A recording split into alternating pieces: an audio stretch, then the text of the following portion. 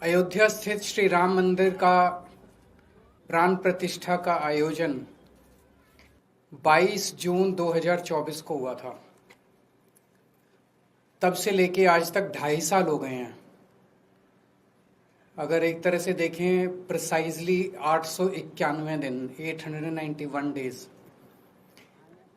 इन 2.5 साल में यानी कि श्री राम मंदिर बनने के बाद से देश के नंबर 2 गृह मंत्री श्री अमित शाह जी राम मंदिर में एक बार भी श्री राम के चरणों में अपना मत्था टेकने के लिए नहीं गए हैं। इन 2.5 साल में अमित शाह जी एक बार भी राम मंदिर नहीं गए हैं। कुछ दिन पहले कुछ लोगों ने आके मुझे ये बताया था, मुझे यकीन नहीं हुआ। सबसे ज्यादा भगवान राम के नाम का दुरुपयोग करने वाले लोग जब से राम मंदिर बना, राम मंदिर में रामचंद्र जी के दर्शन करने नहीं गए। मैंने कहा ऐसे कैसे हो सकता है। फिर मैंने नेट पे चेक किया, चैट जीपीटी, परप्लेक्सिटी, ये वो सब जगह चेक किया। सब जगह से आया कि there is no record of his visit to Ram Mandir. फिर मैंने पत्रकारों, यूपी के कई पत्रकारों को फोन किया। उन्होंने अपने अपने रिकॉर्ड चेक करके बताए। उन्होंने कहा हाँ ये बात सही है कि वो राम मंदिर नहीं गए हैं। फिर मैंने अमित शाह जी की टाइमलाइन पे जाके देखा कि अगर वो गए होते तो कहीं तस्वीर होती, कहीं कुछ ना कुछ होता।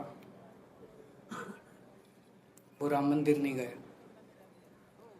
इन 891 दिनों में उन्होंने 42 से ज्यादा बार अपने भाषणों और इंटरव्यू में राम मंदिर का जिक्र किया है और इनमें अधिकतर बार भगवान राम और राम मंदिर के नाम पे वोट मांगे हैं। वोट मांगने का टाइम है, भगवान राम के नाम पे वोट मांगने का टाइम है, लेकिन भगवान राम के चरणों में आशीर्वाद लेने जाने का टाइम नहीं है।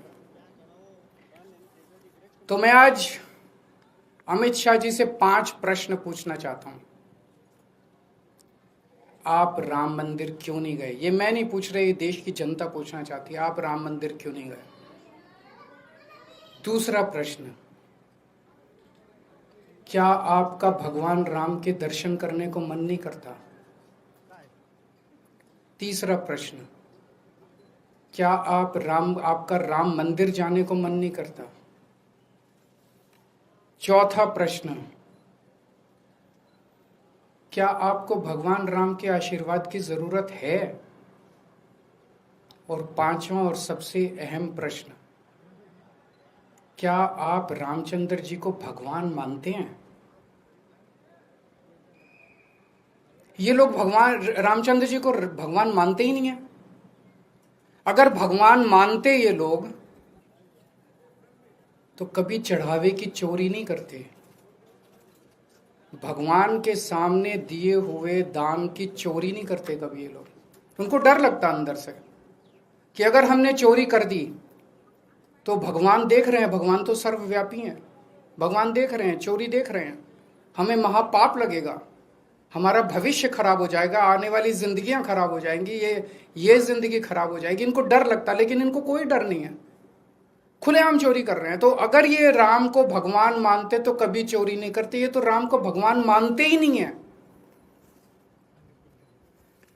आज तक इतने दशकों से इन्होंने भगवान राम के नाम का इस्तेमाल करके केवल और केवल सत्ता के लिए भगवान के नाम का इस्तेमाल किया है। सत्ता में आने के लिए भगवान के नाम का इस्तेमाल किया, और भगवान ने इनको क्या नहीं दिया। 21 राज्यों में रामचंद्र जी ने इनकी सरकार बनवा दी, केंद्र में इनकी सरकार बनवा दी। अमित शाह जी भगवान का धन्यवाद करने ही चले जाते राम मंदिर, 101 रुपए का प्रसाद ही चढ़ाते, लेकिन वो वहां नहीं गए। उनको भगवान के आशीर्वाद की जरूरत ही नहीं है। हर सनातनी आज पूरे देश में इस बात से पीड़ित है, जिस तरह से चंदा चोरी, चढ़ावा चोरी हुई है, जिस तरह से और बता रहे हैं कि ये तो टिप ऑफ द आइसबर्ग है जो अभी तक निकल के आया। अभी तो बहुत कुछ निकलना बाकी है।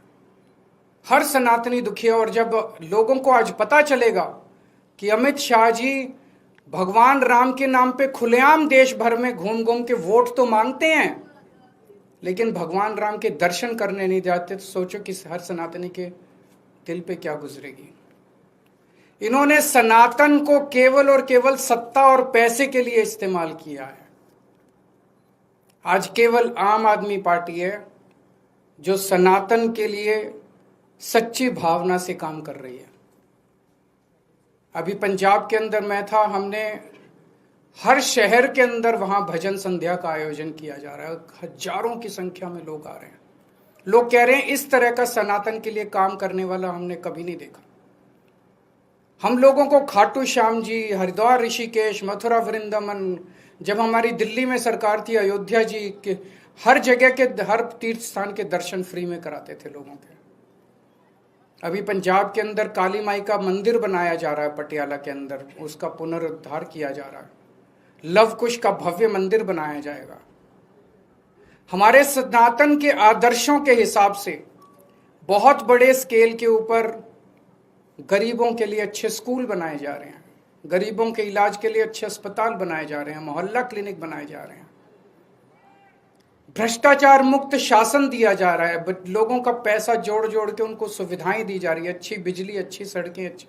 जो सनातन है, सनातन आज अगर देश में सच्ची सनातनी पार्टी कोई है तो वो आम आदमी पार्टी है। मैं अमित शाह जी से निवेदन करूंगा कि आज के बाद एक बार कृपया भगवान राम के दर्शन करने अयोध्या जरूर जाएं। अगर आपका कोई प्रश्न है तो बताइए। जो एसआईटी बनी उसको 15 दिन का और समय दिया गया है जांच के लिए। अब ये समय चलता ही रहेगा। ये सब आंखों में धूल झोंकने वाली बात है। इसके ऊपर मैं कल डिटेल्ड प्रेस कॉन्फ्रेंस एक और करूंगा। ये आंखों में धूल झोंक रहे हैं सब लोगों की। ये फर्जी एसआईटी है, फर्जी एफआईआर है, इन सब का कोई मतलब नहीं है। जो असली चोर हैं उनको बचाया जा रहा है। क्यों बचाया जा रहा है? पूरे देश के लोग पूछ रहे हैं क्यों बचा रहे हैं। बड़े बड़े लोगों को क्यों बचा रहे हैं? छोटे छोटे लोगों के पीछे पड़े हुए हैं।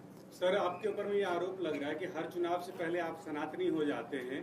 पहले आप मैं तो अभी गया था, रुपये पे चाह रहे थे कि लक्ष्मी और गणेश जी दिखे। अभी पंजाब का चुनाव आने वाला है, इसीलिए आप राम मंदिर बार बार जा रहे हैं, आप सनातनी की बात कर रहे हैं। आप मेरा छोड़िए ना, आप अमित शाह जी से पूछिए कि वो क्यों नहीं गए। 2.5 साल में वो वोट तो मांग रहे हैं राम के नाम पे। एक बार चले जाइए, धन्यवाद कराइए उनका। भगवान ने जिता दिया उन लोगों को 2024 चुनाव।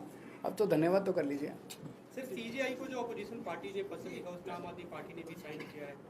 दो वो मुद्दे उसमें जो उठाए जाए हैं मुद्दे सही हैं, इसलिए हमने भी साइन किया। सर, एक पत्र और लिखा गया है, पाकिस्तान भारत के 100 लोगों ने पत्र लिखा है, पीएम मोदी को लिखा है, शहबाज शरीफ को लिखा है कि आज भगवान राम की बात करते हैं, बाकी सारी बातें बाद में।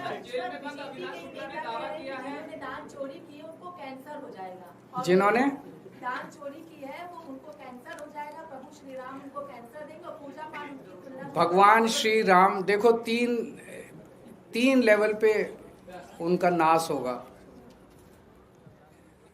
जिन लोगों ने, इन लोगों को ये लगता है कि भगवान राम कोई पत्थर की मूर्त है, उनके चढ़ावे को चोरी करने वाले का कुछ नहीं होगा। उन्हें ये नहीं पता कि भगवान राम कितने शक्तिशाली हैं, वो सर्वव्यापी हैं, वो सर्वशक्तिमान हैं। वो जो इनको दंड देने वाले हैं, इन्होंने कभी जिंदगी में भी नहीं सोचा होगा। एक तो भगवान दंड देंगे, दूसरा कानून को दंड देना चाहिए। मेरे को उम्मीद नहीं है कि जब तक इनकी सरकार है कानून चोरों को दंड देगा।